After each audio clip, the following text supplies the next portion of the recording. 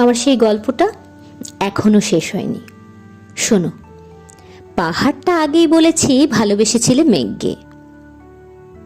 আর মেঘ কিভাবে শুকনো খটখটে পাহাড়টাকে বানিয়ে তুলেছিল 26 বছরের ছোকরা, সে তো আগেই শুনেছ।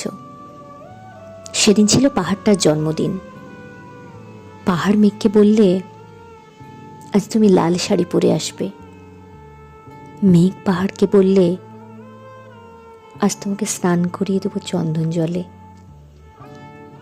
ভালোবাসলে নারীরা হয়ে যায় নরম নদী, পুরুষেরা জ্বলন্ত কাঠ। সেইভাবেই মেঘ ছিল পাহাড়ের আলিঙ্গনের আগুনে, পাহাড় ছিল মেঘের ঢেউ জলে। হঠাৎ আকাশ জুড়ে বেজে উঠল ঝড়ের জগঝম্প।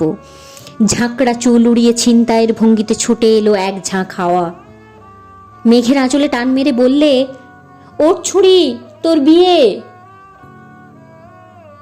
এখনো শেষ হয়নি গল্পটা।